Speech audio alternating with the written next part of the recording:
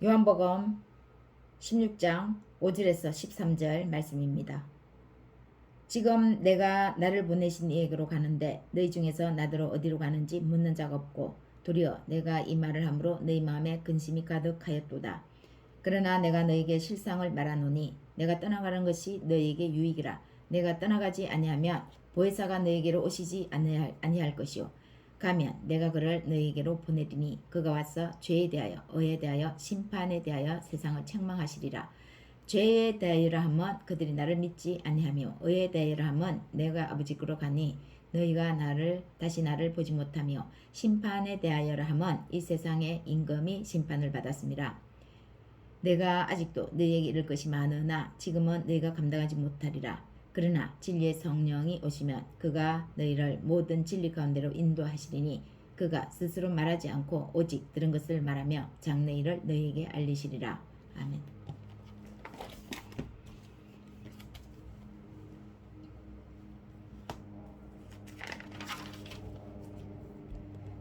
하나님은 사랑이십니다. 이 말씀은 곧 성령님은 사랑이십니다. 와 똑같습니다. 아버지와 아들의 영이신 성령님은 아들이신 예수님이 아버지께로 위로 올라가시면서 우리에게 보내주셨습니다. 그래서 우리에게 성령님이 오신 겁니다. 그 성령님은 우리를 사랑의 물결로 감싸고 계십니다. 어느 순간 앞이 캄캄함을 느껴보셨나요? 아무 생각이 안 나 순간적으로 머릿속이 하얗게 되고 마치 어둠 속에 있던 깜깜함이 내 생각을 뒤엎었을 때, 그럴 때를 경험해 보셨나요? 사람은 무엇을 먹고 산다고 생각하십니까? 사랑을 먹고 삽니다. 사람이 태어나서 사랑을 못 받으면 전인격적인 부분에서 이상정세가 나타납니다. 사람한테 있어야 할 기본적인 부분에서 그 기본이 형성되어 있지 않으면 무슨 결핍 현상이 일어나잖아요.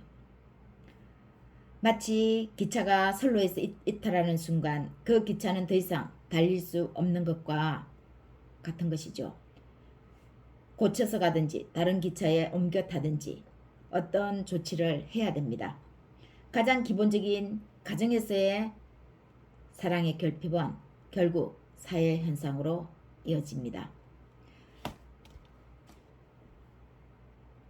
사람은 사랑을 먹으며 자라야 사람답게 성장합니다. 성령님은 우리에게 오셔서 이 사랑을 전달해 주셨습니다. 그래서 성령이 임하시면 사랑이 나타나야 되는 거죠. 사랑이 없어 메말라가는 땅에 사랑을 부으셨습니다. 사랑을 쏟으셨습니다. 사랑의 물이 온 세상 만물을 소생시킵니다. 죽어가는 꽃과 나무들이 다시 살아나고 사계절 변화하는 그 자연의 모습에 인간이 감동합니다. 감탄합니다. 세상이 아름다움으로 다가옵니다. 자신의 형상으로 창조한 사람에게 사랑의 영이신 성령을 부으셨기에 만물이 사람의 사랑에 의해서 생기를 되찾은 것입니다. 예수님은 아버지께로 가셔야 우리 보고 자신이 하는 일을 우리도 할 수 있을 거라고 하시면서 중요한 말씀 하나를 덧붙이십니다. 내가 가야 너희가 더 큰 일을 할 수 있다. 예수님보다 우리가 능력이 뛰어나다는 얘기입니까? 그런 건 아니죠. 예수님은 인간으로서, 유대인으로서 시간과 공간의 한계 속에 있게 됩니다. 아버지께로 가셔야, 성령님을 보내주셔야 선하신 영이신 성령님이 온 인류에, 온 세상에 충만하게 되는 거죠. 그래서 우리가 온 세상에 임하신 그 영에 의해서 시간과 공간에 한계 없이 일을 할 수 있는 것입니다. 예수님이 가시면서 우리에게 보내주신 성령님의 사랑 안에서 먼저 중요한 이 세 가지를 상기해야 하는데 이것을 건너뛰어 앞서 나아가면 강도처럼 절도자처럼 죽이고 찌르고 훔치고는 싹군 짓을 하게 됩니다. 성령님은 우리에게 오시면서 사랑으로서 우리의 할 일에 순서를 주셨습니다. 그 순서대로 할 때에 바른 길, 예수님이 하셨던 일, 예수님과 같은 어려운 길을 갈 수 있다는 것이었습니다. 우리가 가는 길은 더 이상 우리의 육신이 향방 없이 행하던 그 길이 아닙니다. 죄의 길로 가는 길이 아니라 의의 길을 걷는 하나님이 기뻐하시는 길을 가는 것입니다. 이 세 가지가 인간의 삶에 선행되어야 합니다. 성령님의 사랑은 무슨 색깔인 것 같습니까? 가슴을 따스하게 어루만져 주셔서 세상을 향해 그 사랑을 품게 하십니다. 무슨 색깔로 느껴집니까? 또 성령님은 차가운 사랑으로 다가오셔서 우리의 생각을 냉철하게 판단하도록 이성의 평정심을 주십니다. 무슨 색깔로 느껴지십니까? 또 성령님은 우리를 한없이 차분하게 하셔서 어떤 것에도 쉬 동요하지 않는 그런 마음으로 붙들어 주십니다. 무슨 색깔로 다가옵니까? 빨강, 파랑, 흰 색깔이 느껴지지 않으십니까? 이러한 색깔들로 다가옵니다. 성령님은 느껴집니다. 굳이 색깔로 비교하자면 이 세 가지 색깔은 무슨 색을 만들 때 기본적인 단위죠. 이 세 가지만 있으면 어떤 색깔도 배합이 잘 됩니다. 조화를 잘 시켜나갈 수 있습니다. 원하는 모든 색을 조화롭게 만들 수 있는 거죠. 죄에 대하여, 의에 대하여, 심판에 대하여 성령님은 우리에게 오시면서 바로 이 세 가지로 임하셨습니다. 사람이 사람으로서 사람답게 살아가기 위한 기본 요건이라는 생각이 듭니다. 사람이 사람답게 살아가기 위한 기본 요건, 죄에 대해서, 의에 대해서, 심판에 대해서 이 세 가지가 인간의 삶에 필요하다는 거죠. 기차가 선로를 이탈하지 않는 것처럼 사람이 사람으로서 탈선하지 않는 것은 이 세 가지를 늘 삶 속에 공감하며 공유해 나가는 것이라고 생각합니다. 그래야 사회가 올바르게 돌아갑니다.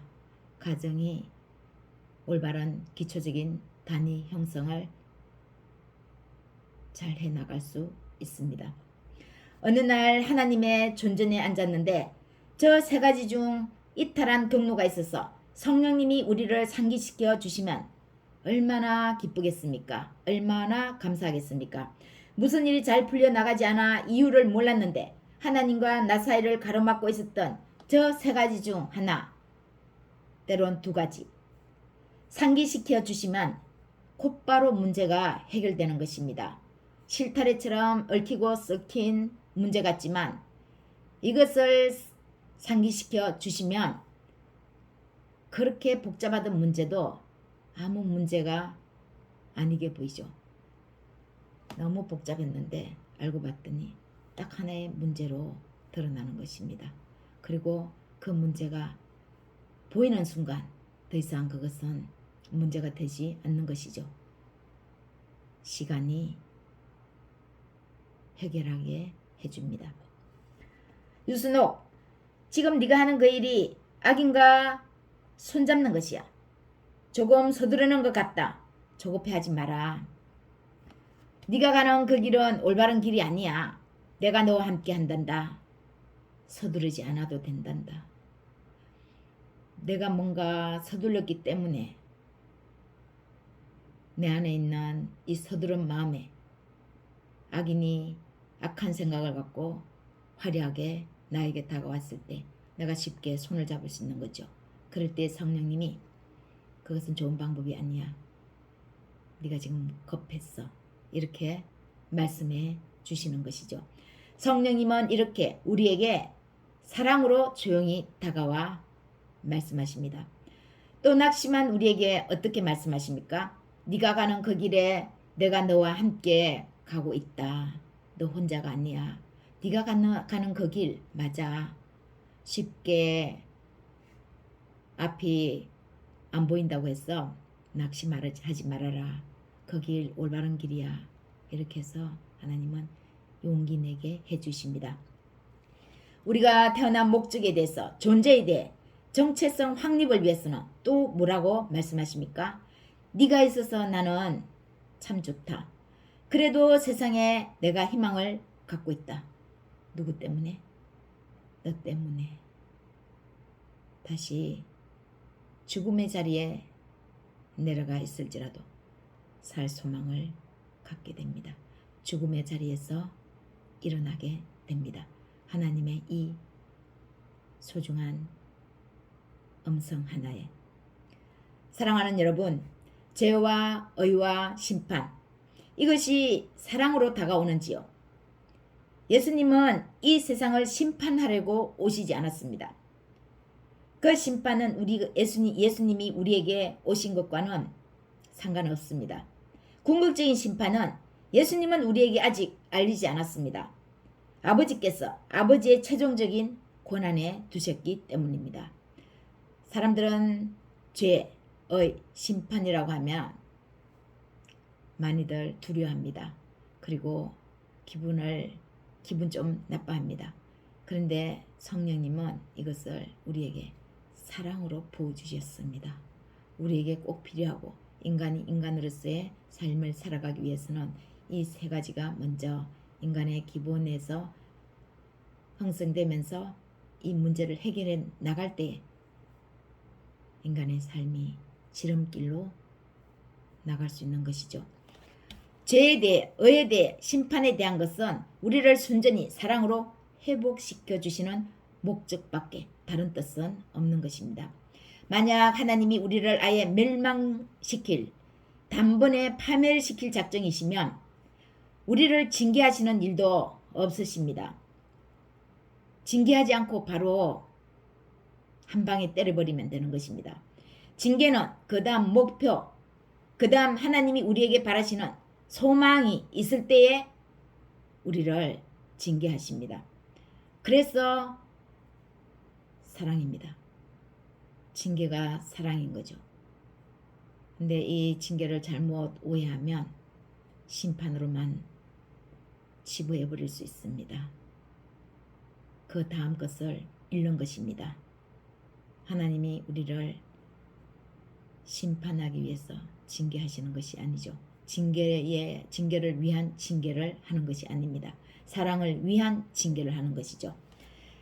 사생아 취급하듯, 내가 살아있는데 죽은 자 취급하듯, 내가 지금 있는데 투명인간 취급하듯, 이래도 저래도 가만히 내버려 두면 우리는 그것을 너무나도 매우 슬퍼해야 합니다. 사랑하는 여러분, 성령님은 우리에게 사랑으로 오셔서 이 사랑 안에서 분별하는 지구의 삶을 주셨습니다. 인간다운 인간의 최고의 삶을 살 수 있도록 분별하는 이 삶을 위해서 이 세 가지를 주신 것이죠. 죄에 대해서, 의에 대해서, 심판에 대해 상기하는 일은 우리 삶을 매우 윤택하게 해주는 지름길입니다. 사람으로서 하지 않아야 할 일, 가지 말아야 할 길, 이것은 율법이 아닌 은혜의 율법으로 사랑으로 마땅히 상기해야 되는 것입니다.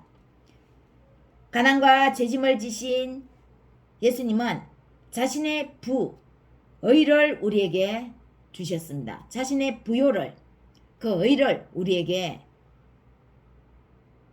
주신 것이죠. 우리의 가난과 죄짐을 대신 당신이 다 가지고 가신 것입니다. 그 의는 우리가 권리인 동시에 무한한 책임을 부여받은 것입니다.